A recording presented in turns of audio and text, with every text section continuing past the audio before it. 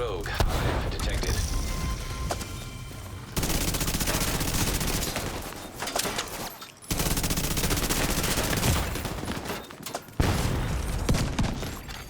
Helo arrive. Now detecting contaminated gear.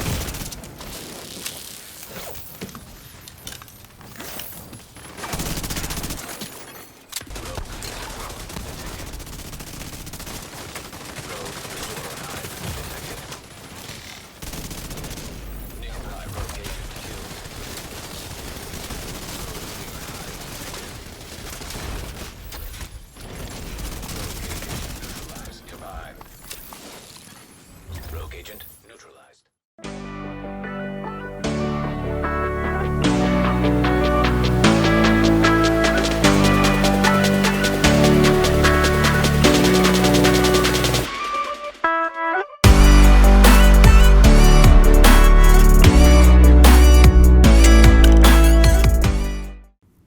Hey everyone, RogueGold here, and today I am super excited to bring you guys my first build video of TU8. Ever since the expansion launched back on Tuesday, I've been grinding super hard to get this build working, and I would say that it has definitely paid off. As you saw in the opening clips, it is a high DPS build for PvP, so let's get right into it, shall we? My primary is the Lady Death. It is not a necessity that you have this, but it is definitely the best in slot SMG to use here. So you could use like a Vector 45 or something else, but yeah, this is the best. And I'm going to do a video on the best method of farming this gun coming up in the next few days, but the short version, if you don't have it, is that killing open world bosses in New York is how you get it to drop. It is a pretty low drop chance, so hopefully you guys have it and you can slot it in, but if not, it is not the end of the world. So yeah, Lady Death, basically the talent is that when you run around and move, you gain stacks that when you shoot them at a player, you get extra damage. So that is basically how it works, and I am definitely utilizing high mobility on this build. So my secondary then is a Honey Badger, just a good AR, and the important part is I'm using the talent Reformation, which has quickly become my new favorite gun talent, really, because as soon as you hit a headshot, you get 30% skill repair for 8 seconds, and that is important when you look at my heal that I'm running, and we will get to that very shortly. So important that you have Reformation on a secondary. And then for my sidearm, I'm just using a double barrel that has preservation, so if I needed that extra bit of healing, I could pull this out when a player is down and melee them and get that 10% armor over 5 seconds. So let's get into my gear. I'll come back to the specialization soon, and you'll see why. So for the mask, I'm using one piece of the new brand set called Seska, and for the core attribute, I have 11% weapon damage, and then attributes, maxed out armor regen, and yes, this is a high armor regen build, 17.2 skill repair, and then for my mod, I have an incoming repair mod, which basically just buffs up the healing you receive. So yeah, you're going to see armor regen on all of my pieces, and that is what this build is really focused around. If you haven't tried it yet, it works in combat now, and so you'll see if I go over to my stats, I have 41,000 armor regen total, and out of my 673 armor, you know, you can do the math. That would take only about 20 seconds for you to fully heal up. Obviously, that's a long time in PvP. When you pair that with all the mobility I have and my healing drone, then you start to see what this build is really all about. So moving on to the chest piece, I have one piece of Sombra, which is another new brand set, and that has 15% crit damage, and that kind of complements the Lady Death, just like the mask did with crit chance, just to buff up its damage because I do not have crit on my gear itself. I'm opting for a lot more healing and survivability there. So for the attributes, I have 12.6% weapon damage, close to maxed armor regen, 16.2 skill repair, and then a skill repair mod, again, just to buff up the healing.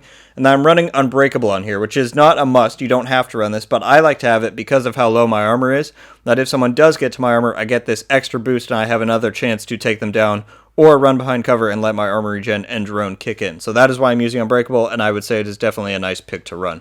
Then for the holster, I have one of my two pieces of Golan gear, and the important part here is that the two pieces of that gives you 1% armor regen, which again is just complementing all the armor regen I'm running on this build. So for the attributes, I have 15% weapon damage, 10.5% skill haste, and maxed out armor regen. This piece is the only one where I don't have all the right rules that I want, because I would prefer to have skill repair over skill haste there. Every other piece is pretty much perfect except for the amounts of the rolls, but yeah, if I could have skill repair there, that would be ideal, but still a very good piece with the maxed out armor regen.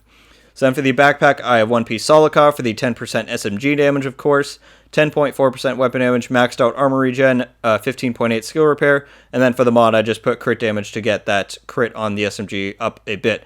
And here I'm using Versatile, which was not my first pick for a talent. I was thinking of doing Unstoppable Force, just because that's pretty much a go-to damage talent, but when you think about it, this talent Versatile is super good because of how I'm using the AR for the healing.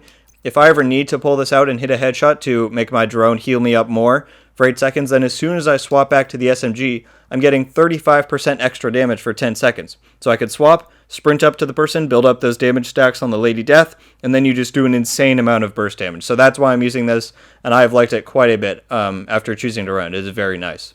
So then moving on to the gloves, I have the second piece of Golan, and I have 15% weapon damage on there, 16.7 skill repair, and again, maxed out armor regen. And then on the knee pads, this is the one named item that I'm using. It is a piece of Murakami called Emperor's Guard. And the reason I'm using this is because it comes with another 1% armor regen, and then I rolled a maxed out armor regen roll on there. So yeah, this is where I'm getting a lot of that armor regen from. It's complementing it even more.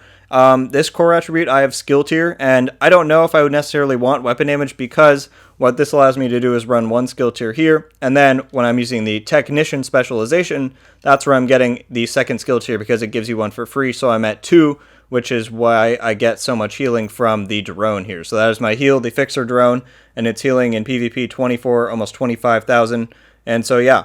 It's really nice to just have it follow me around because I did try this build out with a chem launcher and a hive heal, but what the drone does is it follows you around everywhere you go. So while I'm sprinting around, weaving in out of cover, letting the armor regen hit me, then this drone is also just constantly ticking me up, and I can build up those running stacks with the Lady Death. And then for the other skill, I'm using the Technician exclusive Artificer Hive because it buffs up my drone by, you can see, 30% there. And so I'm doing that much more healing from the drone, and that the drone and the armor regen combined is how I get all of my healing. So it's very nice. And there are some variations you can run with this build. You can certainly opt into crit on all of your gear, but the reason I like this so much is because even if you're running with a healer in your group and you think, oh, I can, spec into crit instead to do more damage, you don't want to stay right next to your healer the whole time. This build is all about, and this gun specifically is all about movement and running around and getting close to people. So what the armor regen and the drone allows me to do is just to have super high mobility and to run out. Even if I'm in a group, they can take all the aggro, and I'll just weave in out and sneak up behind people and take them out. That's really what this is good at, and I really like and appreciate that that's the kind of build that the devs have allowed us to have in the game. So yeah, guys, that's the gist of my PvP build. I'm super pleased with how it turned out. I think it has great performance in solo and group play, and hope you guys find it to be just as fun and powerful as I do. Like I said, my next video coming up is going to be a farming guide on the Lady Death, so if you don't have the gun yet, stay tuned for that video, and you should be able to pick it up without too much trouble. I'm going to roll the rest of my gameplay I have of my team and I rolling through some people in the DZ, but I hope you guys like the video and the build, and hopefully you can try it out for yourself and let me know how it performs for you. Thank you very much for watching. We're getting really close to 1,000 subscribers, and I'm incredibly grateful to everyone who's subscribed as of late, as well as you guys who've been supporting for a long time. Your enjoyment and the community is the whole reason why I'm here, so thank you. Enjoy the footage, everyone. Leave a like and be sure to subscribe with notifications on so you're updated every time I upload. And until the next one, guys, RogueGold, out.